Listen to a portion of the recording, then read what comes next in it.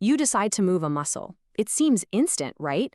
We know we need food for energy, but there is a massive biological gap between taking a bite of food and your muscle physically contracting. Think about it. You eat a burger. Your digestive system breaks it down, but your muscle fibers can't just take a literal piece of carbohydrate and use it to lift a dumbbell. They just don't speak that language. They need a specific, usable form of cash to pay for that biological work. So how does your body actually pay for energy at the cellular level? Well, by the end of this explainer, you're going to understand the exact molecule that acts as this cellular cache, the chemical formula behind how it releases its power, and how to apply these concepts to real-life cellular processes. We're completely breaking down ATP. Section 1. Inside the ATP molecule. ATP stands for Adenosine Triphosphate. You can really just think of it as the cell's primary energy currency. Imagine you travel to a foreign country with a solid gold bar. The gold has intrinsic value, right? Just like the burger you ate has potential energy. But you can't exactly buy a coffee at a cafe with a gold bar. You have to exchange it for the local currency first. ATP is that local currency for your cells. It powers the vast majority of energy-requiring cellular reactions in your body.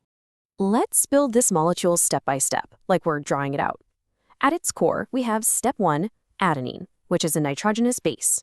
Attached directly to that is step 2, ribose, a 5-carbon sugar. Together, these two make up the adenosine part of the name.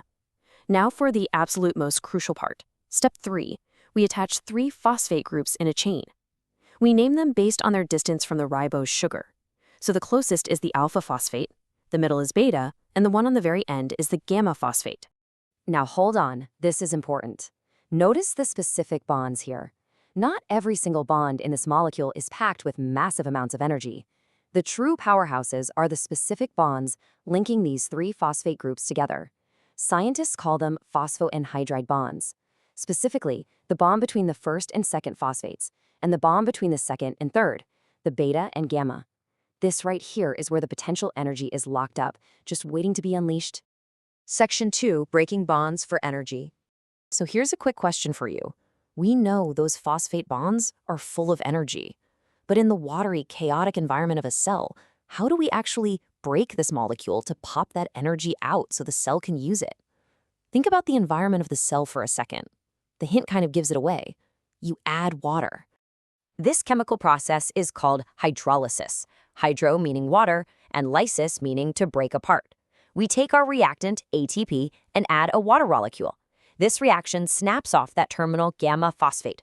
What we're left with on the right side of the equation are our products. ADP, which stands for adenosine diphosphate because it now only has 2 phosphates left, plus a free inorganic phosphate, and, crucially, a burst of free energy. Let's make this easier with an analogy. Think of ATP as a fully charged battery. When you use it to power your phone, it releases energy and drains down. ADP is the empty battery. To recharge it, your body has to spend energy from your food to attach that third phosphate right back on. Now, exactly how much energy are we talking about here? In standard textbook lab conditions, breaking 1 mole of ATP releases about 7.3 kilocalories. But your cells aren't standard textbook labs. Under actual living cellular conditions, the math is literally staggering. The free energy released in a living cell is negative 14 kilocalories per mole. That is almost double the lab value. It's an incredibly potent, fast burst of energy. Seeing how powerful this molecule is, you might have a common student question popping into your head right about now. If ATP is so great, why doesn't the cell just make a massive stockpile of it to save for a rainy day? Why not just fill the cell to the brim with ATP so we never run out of energy? Well, the reason is that ATP is highly unstable. The activation energy required for its hydrolysis is incredibly low. If you don't use it almost immediately, it's going to spontaneously break apart into ADP and a free phosphate all on its own. And if that happens without the cell directing that energy toward a specific task, all that precious free energy is just lost as heat. You can't hoard it. It's like holding on to an ice cube. If you don't use it right away, it just melts. Section 3. How energy coupling works. Now that we understand the basic idea and the formula of ATP hydrolysis, let's connect this to real life. How does that burst of free energy actually force a muscle to contract or a nutrient to move? The key is a brilliant biological strategy called energy coupling. Think of an old school water wheel. Water falling down a river naturally releases energy. That's an exergonic process. The water wheel captures that falling energy and uses it to grind heavy wheat, an endergonic process that requires an input of energy. In your cells, the falling water is the breaking of ATP. The cell captures the energy released from ATP hydrolysis to power a cellular mechanism that desperately needs energy to happen. Let's look at one of the most important real-world examples in your entire body, the sodium-potassium pump. This is a protein sitting right in your cell membranes, and it works constantly to pump sodium out of the cell and potassium in. It literally keeps your cellular concentrations stabilized. But pumping these ions against their natural gradient is really hard work. It requires an energy input. So one ATP molecule hydrolyzes.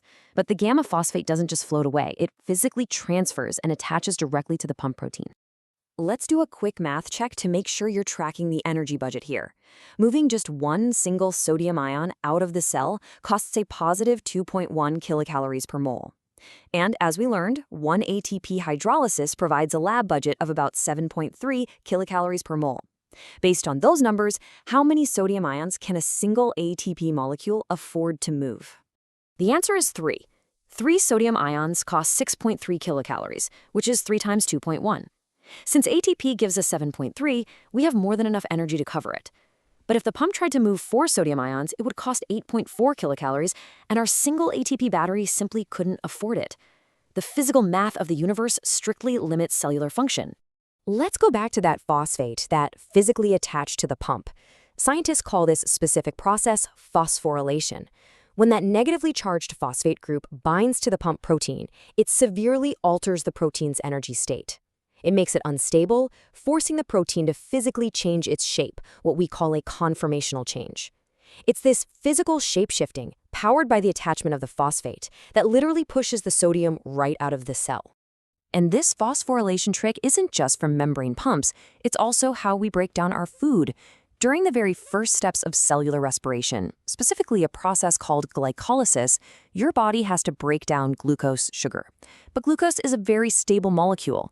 To break it, an ATP molecule swoops in and phosphorylates the glucose, turning it into a highly unstable phosphorylated fructose intermediate.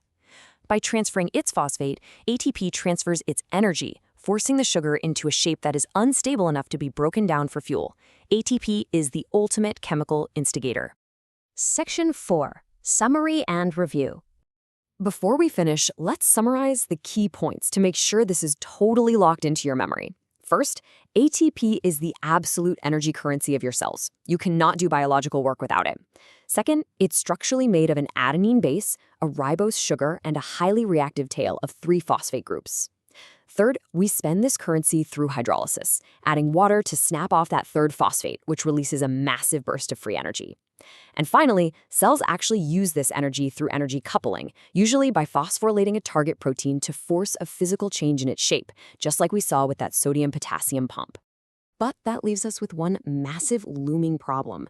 If ATP is so incredibly unstable and we use it up in milliseconds just thinking, breathing, and existing, how on earth do our cells continuously produce enough of this stuff to keep us alive? Where does that massive biological recharge come from? Well, that is exactly what we're going to explore in our next explainer on cellular.